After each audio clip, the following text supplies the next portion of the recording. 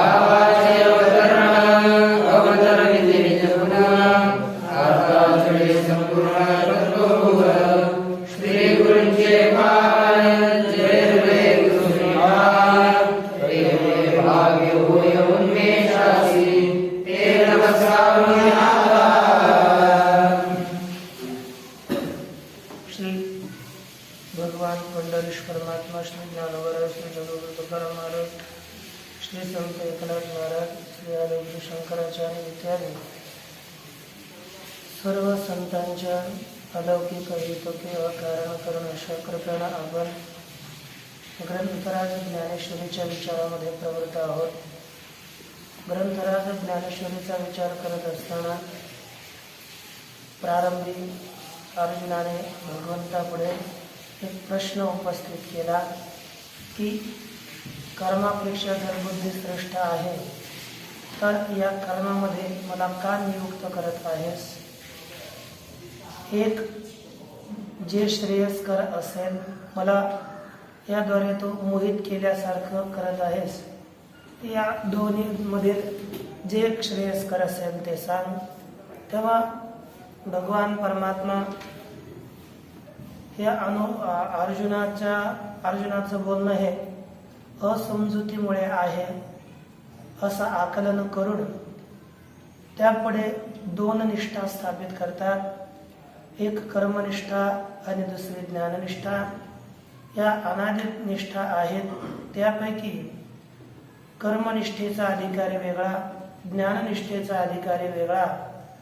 जर मनुष्याला निष्कर्मतेला प्राप्त व्हायचं असेल तर कर्म करूनच हळूहळू तो नैष्कर्म्य अवस्थेला प्राप्त होऊ शकतो. म्हणून ज्याच्या ज्याच्याकरिता शास्त्रानं विहित कर्माचं विधान केलेलं आहे ते कर्म त्यानं करत करतच नैष्कर्म्य अवस्थेला प्राप्त व्हावं हेच सांगत असताना केवळ कर्माचा त्याग केला असता मनुष्य नैष्कर्म्य अवस्थेला प्राप्त होऊ शकत नाही. नच संन्यासनादेव सिद्ध्यं समधिगच्छति. केवळ संन्यासामुळेच मनुष्य आत्मसिद्धीला प्राप्त होऊ शकत नाही. मनुष्य म्हटला मी कर्म सोडून देईल तरी सुद्धा माऊली बोलतात नाही कश्चित क्षणमपि जातुतिष्ठत्य कर्मात् करत कार्ये कर्म सर्व प्रकृती जय गुणैः. प्रकृतीजन्य गुणाकडून सर्व मनुष्य हे कर्म करविले जातात, त्यांच्याकडून कर्म होतातच. पण ते नित्य कर्म होतात असं असताना सुद्धा जो मनुष्य आपली एक भावना बांधून ठेवतो की जो काय करतं असं आपले कर्मेंद्रिय रोखतो. यस्त्विंद्रियाणि मनसा हे नाही, जो आपली कर्मेंद्रिय आहेत कर्मेंद्रियाणि संयम्य यास्ते मनसा स्मरण इंद्रियार्थान विमूढ आत्मा मिथ्याचारस्य उच्यते. जो आपली कर्मेंद्रिय मात्र आवरतो, कर्मेंद्रियाला म्हणजे किंवा आवरून ठेवतो आणि मनाने विषयांचं स्मरण करतो. म्हणजे जसा एखादा सर्व घरदार सोडून वनात गेला आणि वनिता चिंता लागला, मग अशा अवस्थेमध्ये म्हणजे मनामध्ये तर विषय एकंदरीत आहेत आणि बाहेरून त्यागाचं ढोंग दाखवतो. असा जो मनुष्य आहे तो मिथ्याचारी आहे, तो ढोंगी आहे असं भगवान परमात्मा सांगतात. तो दांभिक आहे. त्यानं यद्यपि आपण म्हणत असाल आम्ही जर कशाचाच त्याग नाही केला तर मग आपल्याला, कारण की बाहेरील त्याग केला तरच हळूहळू आपण आंतरिक त्यागाकडे जाऊ. या ठिकाणी जो मग बाहेरील इंद्रिय मोकाट सोडून द्यायची का? आणि ज्ञान जर बाहेरील इंद्रिय जात राहतील तरी मन तर त्याच्या मागे जाईलच. मग आम्ही मनाला आवरण्याकरिता अगोदर बाह्य इंद्रियाला आवरू आणि हळूहळू मनाकडे येऊ. मग परंतु आता हे भगवान परमात्मा त्याला दांभिक मिथ्याचारी म्हणतात. मग आपण हे करावंच नका, मग नाहीतर आपल्याकडे दांभिकत्व येतं अशी शंका होते की नाही. कारण की वैराग्याचं निरूपण करत असताना यतमान व्यतिरेक एकेंद्रिय आणि वशीकार संज्ञक जे 4 प्रकारचं वैराग्य सांगितलं जातं त्यामध्ये यतमान वैराग्य हेच आहे ना, आपले जे काही अंतःकरणातील विषय आहेत त्यांना रोखवण्याचा प्रयत्न करणं. ते रोखलेले नाही, त्याला आवरून ठेवणं आणि आवरणं केलं. आवरून नंतर काय होतं म्हणजे आपल्या अंतःकरणातील कामक्रोधादी विकार ते नष्ट करण्याकरता प्रवृत्त होणं हे यतमान संज्ञक वैराग्य आहे. दुसरा एकेंद्रिय ते वशीकार संज्ञक व्यतिरेक हे व्यतिरेक नामाचं जे वैराग्य आहे याच्यामध्ये आपल्या अंतःकरणातील इतके विषय नष्ट झाले आणि इतके अवशिष्ट राहिलेले आहेत. म्हणजे क्षीर निर्विवेकाप्रमाणे इतके विकार मी आतापर्यंत नष्ट केले, इतके विकार अंतःकरणात अजून जिवंत आहेत, हे विकार मी आता इथून पुढे साधनेद्वारे नष्ट करेल. या प्रकारे प्रयत्नरत राहणं त्याला एकेंद्रिय म्हणते, वशी व्यतिरेक संज्ञक वैराग्य म्हणतात. आणि तिसरं आहे एकेंद्रिय. बस बाह्य विषय तर सगळे रोखलेले आहेत परंतु मनात सध्याला सुरू आहे. केवळ एक इंद्रियामध्ये वैराग्य आहे म्हणजे आसक्ती आहे. अंतःकरणात विषयाचं चिंतन चालतं आणि बाह्य सर्व इंद्रिय रोखवले, हे एक इंद्रिय वैराग्य म्हटलं जातं. मग आता जर असं म्हटलं आपण या कर्मेंद्रिय आणि संयम्य या असते मनसा स्मरण इंद्रियार्थान विमूढात्मा मिथ्याचारस्य उच्यते.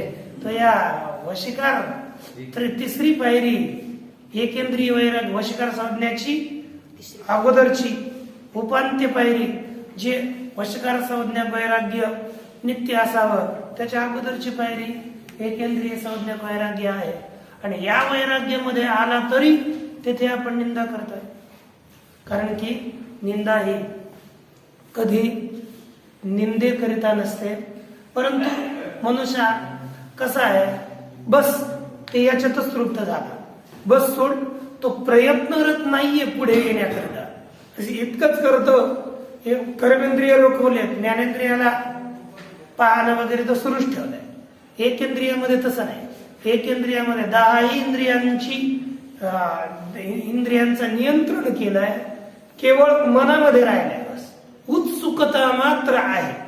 तो विषयाचे सेवन करण्याच्या इच्छेने ते चिंतन नाही करत, स्वाभाविक उत्सुकता मात्र त्या विषयाविषयी आहे, अधिक काहीही नाही.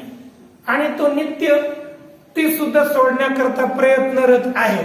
परंतु ही जी निंदा आहे, बाह्य बस दिखावा मात्र जाणून बुजून करतो. असा जो कोणी आलं का, कधी कधी फार मोठ्यांजवळ पाहतो, कोणी चांगला भगत आला तर काय करणार, थोडं ताईट बरा, आज काहीतरी श्लोक वगैरे बोला बरं का. भोजनाला गेलं तर कधी श्लोक नाही, काय प्रश्न नाही, आपला नियम नाही, काय नाही, डायरेक्ट सपाटा सुरू.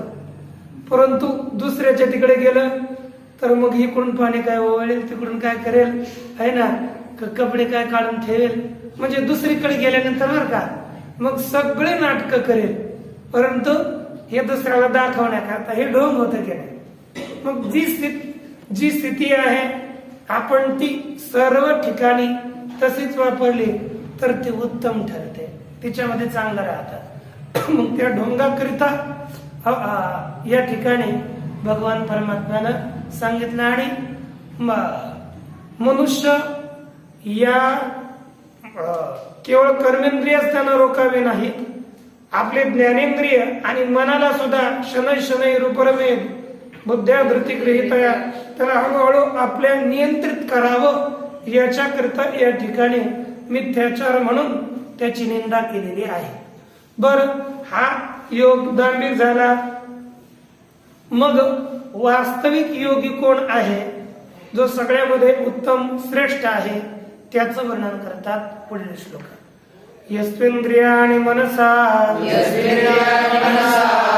नियम्यारभतेर्जुन कर्मेंद्रियै कर्मयोग असक्तः विशिष्यते. अन्वय. हे अर्जुना तू या मनसा इंद्रियाणि नियम्य असक्त कर्मेंद्रिय ही कर्मयोगम आरभते स विशिष्यते. हे अर्जुना, परंतु जो साधक मनसा म्हणजे मनाने, इंद्रियाणी म्हणजे इंद्रियांस, नियम्य नियंत्रित करून,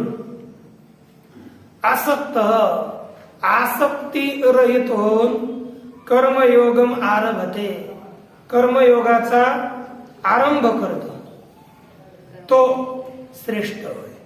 म्हणजे मागच्या पेक्षा याला श्रेष्ठ अशा प्रकारचे कथन केलं. मग श्रेष्ठत्व माऊली तर ज्ञानी पुरुष ग्रहण करतात. साक्षात म्हणजे कर्मयोग करतो असं नाही, साक्षात ज्ञानी पुरुष आहे तो पुरुष घेतला. मग असा जो पुरुष आहे तो कसा आहे त्याच्याकरता विशेषणपूर्वक बोलतात की जो अंतरी दृढ परमात्मरूपी गुढू बाह्य तरी रूढू लौकिकू जैसा. अन्वय. जो अंतरी दृढ परमात्मरूपी गुढू बाह्य तरी जैसा लौकिकू तैसा रूढू. अर्थ पहा. जो अंतरी म्हणजे अंतःकरणामध्ये जो अंतःकरणामध्ये दृढ आहे, निश्चळ आहे, तो आपल्या स्थितीमधून विचलित होत नाही, निरंतर स्थिर आहे, बाह्य करी दृढ परमात्मरूपी गुण. का एक हेतू दिला, तो सरळ सरळ पार्थ पाहूया अगोदर.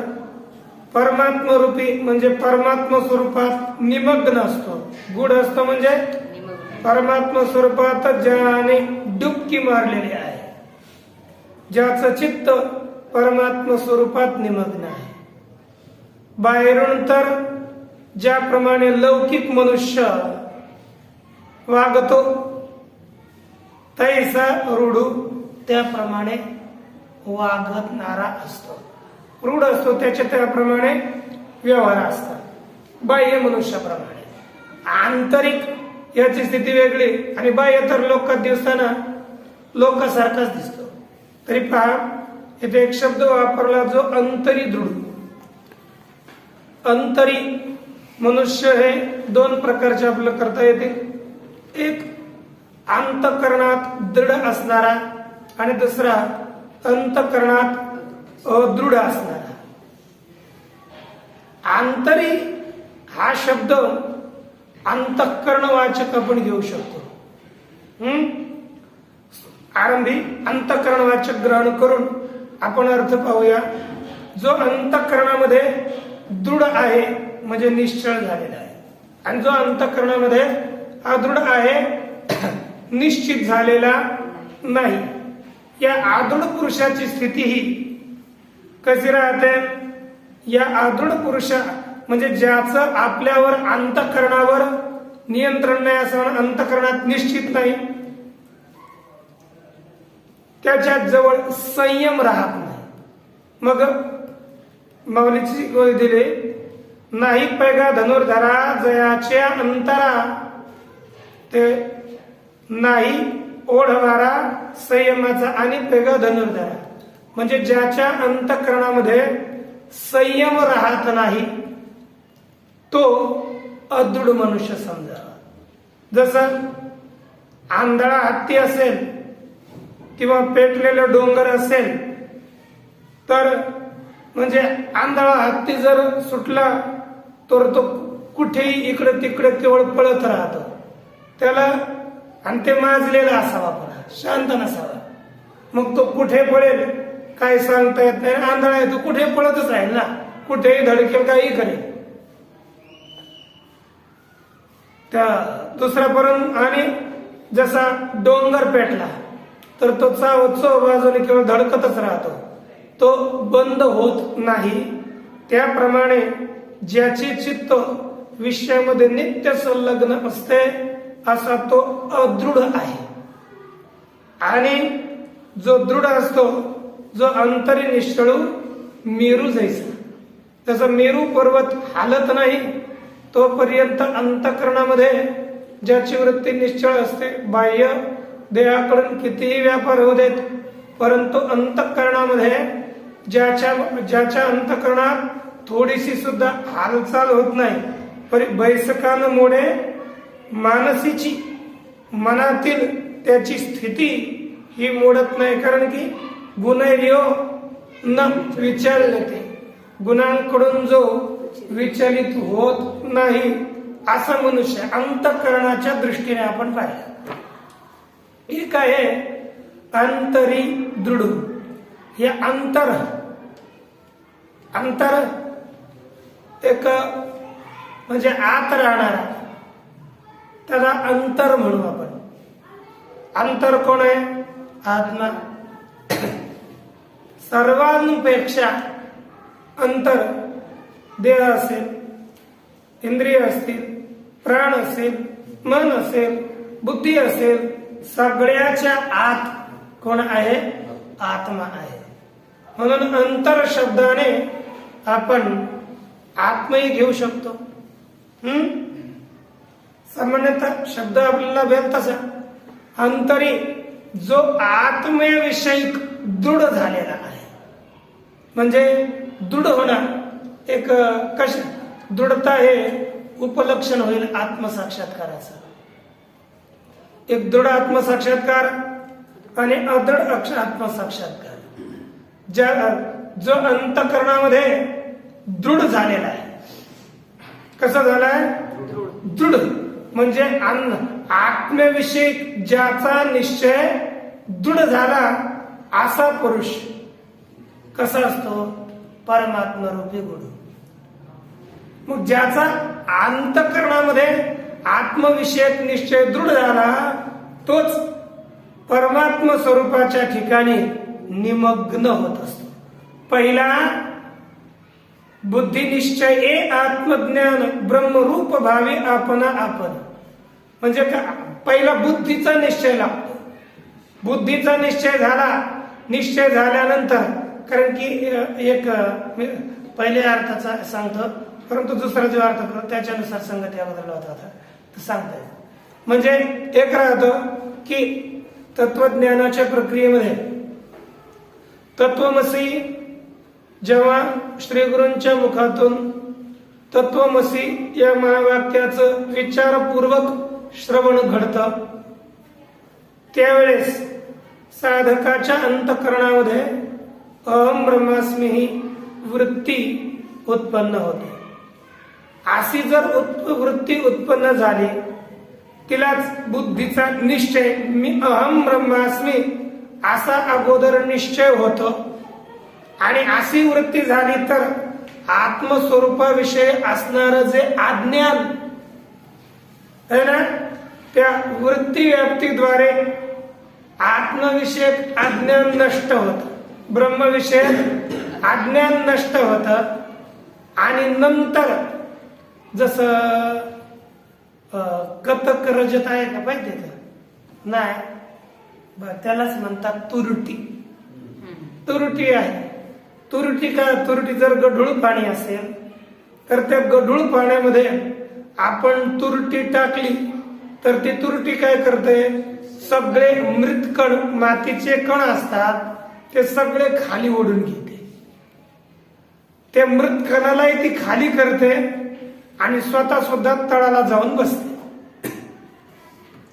तसंच ही अहम ब्रह्मास्मी इत्याकारिका वृत्ती मी ब्रह्म आहे अशी वृत्ती झाली तर या सर्व जगताचा बाध करते.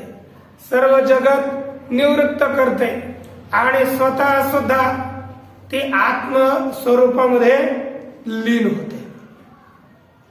ती जगत ब्रह्मरूप करते आणि स्वतः सुद्धा आत्मस्वरूपातच लीन होते. म्हणजे अगोदर काय असावं? जो अंतरी दृढ जो आत्मस्वरूपाविषयी दृढ झालेला आहे नंतर परमात्मरूपी गुढू मग तो परमात्म स्वरूपामध्ये निमग्न होतो. कारण की बुद्धी आत्मस्वरूपात निमग्न झाली मग परमात्म स्वरूपाशिवाय काहीच बाकी राहत नाही. मग असा मनुष्य परमात्म स्वरूपामध्ये त्याची बुद्धी लीन झाली आता. मग परंतु हा देह जोपर्यंत प्रारब्ध आहे तावत हा देह तर राहणार. जरी आत्मस्वरूपामध्ये त्याच्या सर्व वृत्त्या लीन झाल्या असल्या तरी सुद्धा जोपर्यंत आपले 3 प्रकारचे कर्म असतात. एक प्रारब्ध कर्म, संचित कर्म आणि क्रियमाण कर्म. पण लक्षात ठेवा आपल्याकडे धान्याचा ढीग घरी शेतकरी असल्यामुळे नजदीक सर्वांना अनुभव आहे. आपल्या घरी वर्षभर धान्य पुरावं या हेतूने कणगीमध्ये धान्य भरून ठेवतात. काही खाण्याकरिता काढतात. त्याच्यातलं काढायचं, दळवायचं आणि आता सुरू करायचं. आणि काही रानामध्ये शेतामध्ये पेरलेलं असं असतं. आपल्या कणगीतलं धान्य म्हणजे संचित कर्म, स्टॉक म्हणून आपण साठा. पुन्हा हे संचित कर्माच्या ठिकाणी ते धान्य ठेवायचं. आपण जे सध्याला घेऊन आलो गिरणीतून काढलं खायला वापरायला लागलं ते प्रारब्ध कर्म. त्याच्या ठिकाणी प्रारब्ध म्हणजे जे तसंच जे कर्म आपल्याला सध्याला भोगायला मिळत आहे त्याला प्रारब्ध कर्म म्हणू. आणि आपल्या शेतात जे पुढे येणार धान्य ते आगामी आहे. तसंच आपण आता जे करतोय कर्म ते क्रियमाण कर्म आहे की नाही. केले जाणार म्हणजे केले ते क्रियमाण, झाले ते संचित म्हण, उर्वरित जाण प्रारब्ध ते जाण, उर्वरित उरले ते. म्हणजे हे 3 प्रकारची कर्म आहेत. या तत्वज्ञानानं संचित कर्माचा, जर घराला आग लागली है ना, कोठार आग लागली तर ते सगळं जळून जातं. बस माणसं वाचवू शकतात जे आपल्याला चालू आहे तेवढं. ती कणिक उचलं लवकर नाही शकत, तिला थोडंच बाहेर करू शकत. आग लागलीच तर पळत पळत जाऊन तेवढी एक छोटशी जे काही पोटली वगैरे प्रारब्ध का आपण खायला ठेवलंय तेवढं तरी उद्याच्याला भागेल, उचलून तेवढंच दूर केलं जाऊ शकतं. म्हणजे प्रारब्ध राहतात. आणि क्रियमान तर आता ठेवायचंच कुठे. घरच जळालं तर येणारं रानातलं सामान ठेवायचं कुठे. म्हणजे ते आता काय आपल्या ठिकाणी जात नाही. संचित जळून गेलं, राहिलं आता प्रारब्ध तेवढंच खा. म्हणजे तसंच आपल्या ठिकाणी आपलं संचित कर्मज्ञानाने दग्ध होतं, जळून जातं. आणि जे प्रारब्ध कर्म आहे ते प्रारब्ध कर्म राहतात. त्या प्रारब्ध कर्मानुसार मनुष्याचे व्यवहार होत असतात. मग देहदृष्टीनं तत्वज्ञानी आणि कर्मी याच्यामध्ये भेद दिसत नाही. म्हणून व्यवहार करताना तो कसा करतो की बाह्य तरी रूढू लौकिक जैसा. बाह्य तर ज्याप्रमाणे लौकिक माणूस असतो, लोकातील मनुष्य जसा व्यवहार करतो तसा त्याचा व्यवहार होतो. जर आपण दुसरा अर्थ पाहत होतो की सामान्यतः म्हणजे जो अंतःकरणामध्ये दृढ झालेला आहे. का आपण एवढं सांगितलं, जो अंतःकरणात दृढ झाला, परंतु तो अंतःकरणात दृढ का झाला है ना, त्याचं हेतू कारण उत्तर ह्याच्यात दिलं. दुसऱ्या पदामध्ये परमात्म रूपी गुरु, परमात्म स्वरूपामध्ये निमग्न झाला म्हणून अंतःकरणात दृढ झाला.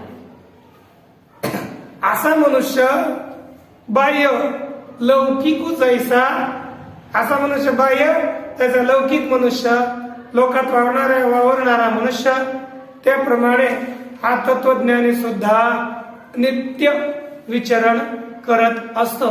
तसा सरळ अर्थ हा पहिला. हे आता जो अर्थ केला ना, हा पुस्तकानुसार अर्थ आहे. दुसरा पण, तो इंद्रिय अज्ञान करी, विषयांचे भय न धरी, प्राप्त कर्म न वेरी, उचित जे. असा जो तत्वज्ञानी पुरुष इंद्रिय आज्ञा न करी, तो इंद्रियांना आज्ञा करत नाही. तो इंद्रियांना आज्ञा बिलकुल करत नाही. का? पहिलं हे तू मागेच दिलेलं आहे. असा मनुष्य आत्मस्वरूपामध्ये निमग्न झालाय ना, म्हणून तो इंद्रिय आज्ञा न करी, इंद्रियांना आदेश करत नाही. विषयांचे भय न धरी, विषयांची अंतःकरणामध्ये भीती बाळगीत नाही. आणि जे जे प्राप्त उचित कर्म न ते न अव्हेरी, यत्तदोर नित्य संबंध. या न्यायाने जे जे जिथे येईल ते आपण अध्यारित रूपाने ग्रहण करायचं. मग काय होईल? जे जे प्राप्त उचित कर्म, जे जे प्राप्त झालेलं कोणतं कर्म? उचित. उचित म्हणजे विहित कर्म. जे जे प्राप्त झालेले विहित कर्म आहे ते न अवेरी, त्याचा अवेर तिरस्कार करत नाही. प्रथम शब्द दिला तो इंद्रिय आज्ञा न करी. तर इंद्रिय आज्ञा न करी, इंद्रियाला आदेश करत नाही आहे ना, जो आहे का नाही तोच आहे मामाच्या पाठामध्ये. तो इंद्रिय आज्ञा न करी, तो इंद्रियांना आदेश करत नाहीये. आदेश करण्याकरिता स्वस्वामी भाव लागतो.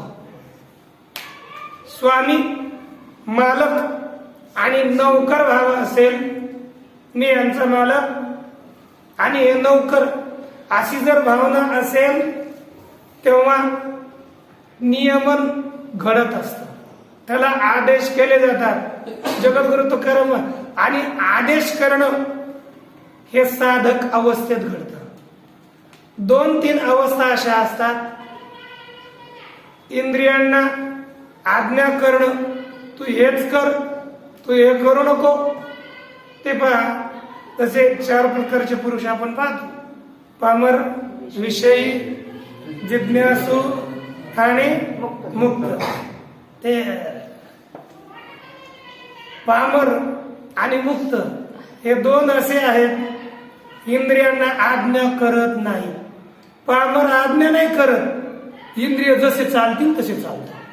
म्हणजे आज्ञा करा म्हणजे हा उलट इंद्रियच स्वामी होतात आणि हा पामर मनुष्य त्याचा सेवक होतो, गुलाम बनतो. परंतु साधक दुसरा विषयी आणि साधक, विषय आणि साधक.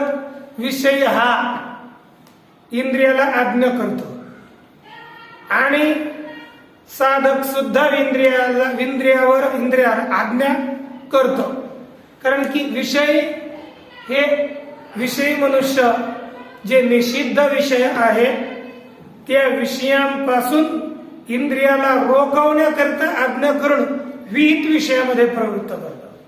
परंतु साधक विहिताविहित त्या दोन्ही इंद्रियांच्यावर नियंत्रण करून, जगद्गुरु तुकाराम महाराजांची साधक अवस्थेतील जी वाक्य आहे, इंद्रियांचे धनी आम्ही झालो गोसावी.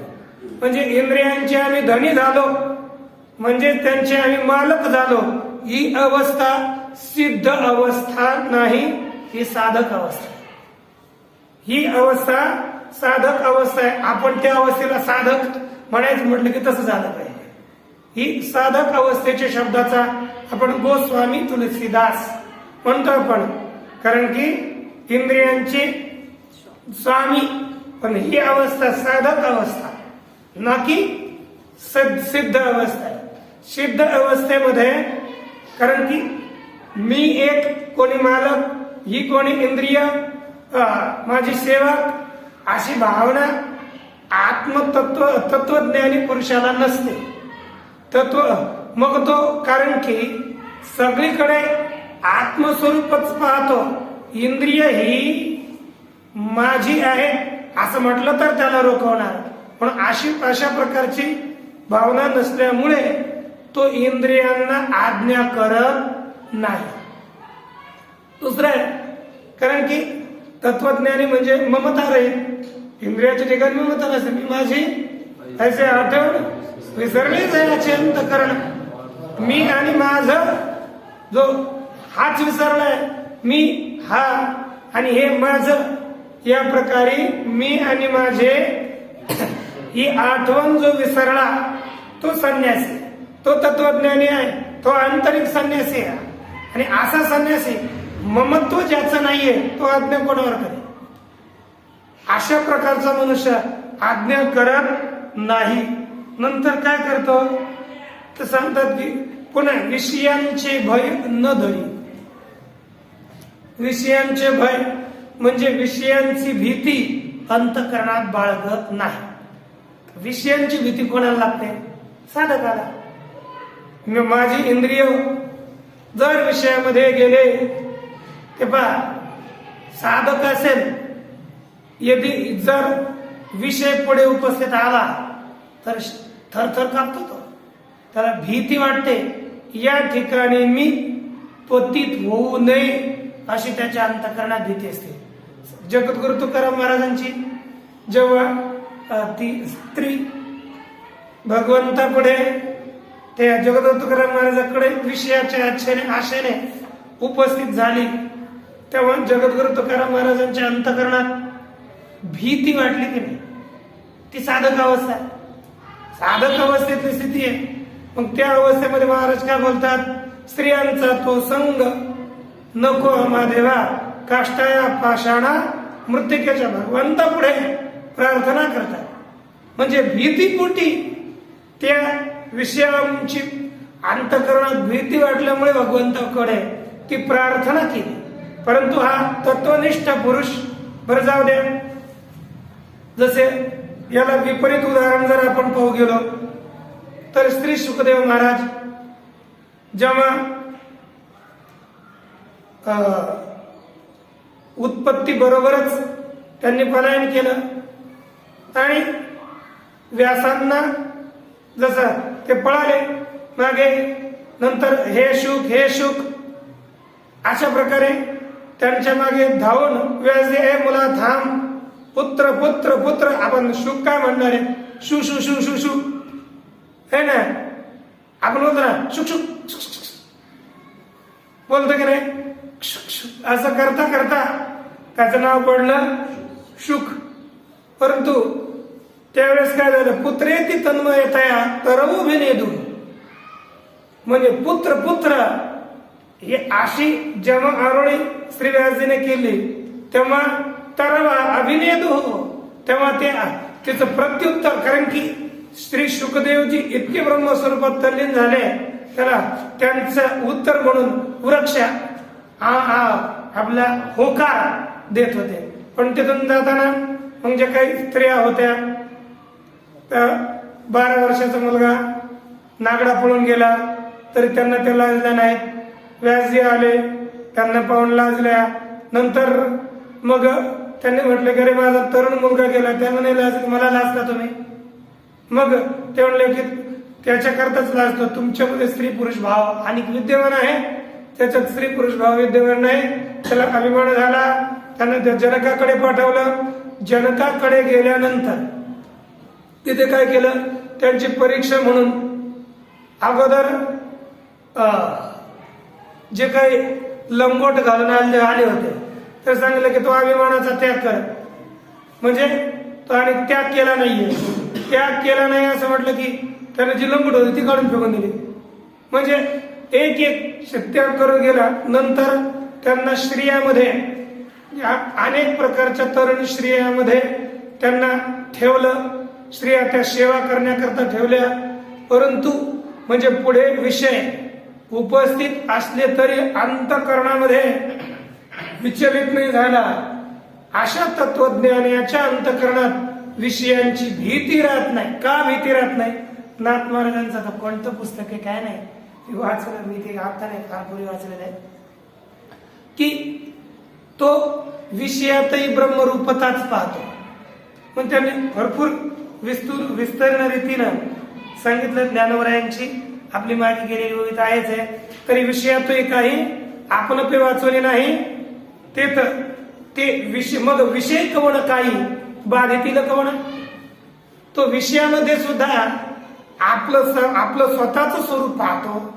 मग अशा पुरुषाला हे विषय गवना, कोणाला कोणते विषय बाधा करतील, अर्थात हे विषय कोणत्याच रीतीनं त्याला बांधणार नाही. आणि मग असा तत्वज्ञानी आहे, मग काय निठ्ठल लावून बसतो का? नाही. त्याचे कर्म आहे तो लोकसंग्रह मेवापी संपशन कर्तुमरसी या रीतीने. कारण की तत्वज्ञानाला कर्तव्य उरलेलं नसतं, परंतु लोकसंग्रहाकरिता त्यानं यथा योग्य ते कर्म केलं पाहिजे. लोकसंग्रह करता कर्तव्यही कर्तव्य असे लागी उरले लोकाला. जो माऊली पुढे बोलतात म्हणजे तत्वज्ञानी झालाय, परंतु कर्तव्य आहे कोणाकरिता? लोकांकरिता, स्वतः करता त्याला कर्तव्य नाही. म्हणून असा मनुष्य जे जे प्राप्त कर्म उचित, जे जे प्राप्त उचित कर्म, जे जे प्राप्त झालेले विहित कर्म आहे, शास्त्राने सांगितलं हे करा म्हणून, असं जे विहित कर्म आहे ते न अवेरी, त्याचा तिरस्कार त्याग करत नाही, उलट ते तसेच कर्म करत असतो. पुढे ओळी पहा, तो कर्मेंद्रिय कर्मी राहतता तरी न नियमी परितेथीचे उर्मी झाकोळे. अन्वय, तो कर्मेंद्रिय कर्मी राहतता तरी न नियमी परितेथीचे उर्मी झाकोळे. तो कर्म करतो, त्याचा आवेर करत नाही म्हणजे करेलच ना. तो कर्मेंद्रिय कर्मी राहतता, तो आपल्या कर्मेंद्रियाद्वारे कर्मामध्ये वावरत असताना कर्मामध्ये विचार न करत असला तरी न नियमी, आपले इंद्रिय आहेत त्याच्यावर नियंत्रण करत नाही. कर्म करतोय ना तसंच करून देतो, त्याच्यावर नियमन करत नाही. परी तेथीचे उर्मी झाकोळे ना, मग त्यातील ज्या उर्मी आहेत, उर्मी म्हणजे लाटा, त्या लाटांनी झाकला जात नाही. आता काय आहे पहा, कर्मेंद्रिय आपल्याला माहिती आहे. ज्ञानेंद्रिय कोणती आहे? श्रोत्र, चक्षु, रसना, घ्राण. कर्मेंद्रिय कोणती? वाक, पाणी, पाद, पायू आणि उपस. ही जी काही 5 कर्मेंद्रिय आहेत, या 5 कर्मेंद्रियाद्वारे तो सगळे बाहेरचे व्यापार करत असतात राहतात, परंतु न नियमी, त्यांच्यावर नियमन करत नाही. बरं, नियमन केलं नाही, मग जर इंद्रिय आणि विषयांचे संबंध झाले तर ते काय होत असतात? उर्मी येत असतात. कोणत्या उर्मी? सुखदुःखाच्या उर्मी. माऊली दुसऱ्या अध्यायामध्ये बोलतात की एही संस्पर्शाच्या भोगा दुःख येऊन येवते आद्यंतांत कौंतेय न पेशु रमते बुधा. या श्लोकावरती बोलत असताना काही ओव्या दिल्या पहा. जया इंद्रिय विषय शिविती तेथ हर्ष शोकू उपजती ते अंतर आपलविती संगे येणे. जया विषयाच्या ठाई एकनिष्ठता काही नाही, तेथ दुःख आणि काही सुखही दिसते. म्हणजे जेव्हा इंद्रिय कर्मामध्ये राहतात तेव्हा विषयामध्ये फिरत असताना तिथे सुख आणि दुःखाच्या उर्मी उत्पन्न होतात. परंतु हा तत्वज्ञानी पुरुष सुखदुःखांच्या उर्मीद्वारे आच्छादिला जात नाही. तो केवळ आपल्या स्वरूपामध्ये तल्लीन झाला असल्यामुळे या कशामध्येच तो आकळला जात नाही. कशाने आकळला जात नाही? थोडं त्याला आपण दिग्दर्शन म्हणून 1-2 सांगू ना. दृष्टांतपूर्वक माऊली बोलतात, तो कामना मात्रेन घेते मोहमळेन लिंपे जैसे जळी जळेन शिंपे पद्मपत्र. तो कामना मात्रे न घेते, तो कामना मात्रच प्रत्यय केलेला आहे. मात्रच प्रत्यय हा प्राचुर्य अर्थामध्ये आहे. कामना मात्र म्हणजे सकळ कामना त्यांच्याद्वारे घेतला जात नाही. घेतला जात नाही म्हणजे त्याला आपल्या अधीन केलं जात नाही. तो कोणत्याच कामनेनं आपल्या वशीभूत केला जात नाही. आणि मोहमळे न लिंपे, मोहरूपी मळाने लिप्त होत नाही. कसा? जैसे जळी पद्मपत्र जळे न शिंपे. अर्थ, ज्याप्रमाणे कामना मात्रे आपण पाहतो की नाही, ज्याप्रमाणे पाण्यातील कमळ पाण्याने स्पर्शले जात नाही, हे की नाही, तरी पहा तो कामना मात्रेनं घेते. कामना आपल्याला माहिती आहे, इच्छा, इदम मे स्यात्, इदम मे स्यात्, इति इच्छा काम शब्दिता. त्याला काय म्हणतो आपण? काम. तो कामनेनं आपल्या अधीन केला जात नाही, कारण की कामना ही भेदामध्ये होत असते, कामना ही अभेदात होत नसते. सगळ्या ठिकाणी आपलंच स्वरूप आहे अशा पाहणाऱ्या व्यक्तीला काम्य विषयच नसेल तर कामना कशाची करणार. म्हणून बोलतात तो कामना मात्रे न घेपे मोहमळे न लिंपे. मोहरूपी मळाने लिप्त होत नाही. मोह म्हणजे अविवेक, अविवेक. मोह वैचित्य, मूर्छित होणे, अविवेक. त्या अविवेकाने तो लिप्त होत नाही. जैसे जळी पद्मपत्र जळेन शिंपे. जळी म्हणजे पाण्यातील कमळाचे पान पाण्याने भिजत नाही, त्याप्रमाणे हा विषयामध्ये राहून विषयांद्वारे आकळला जात नाही.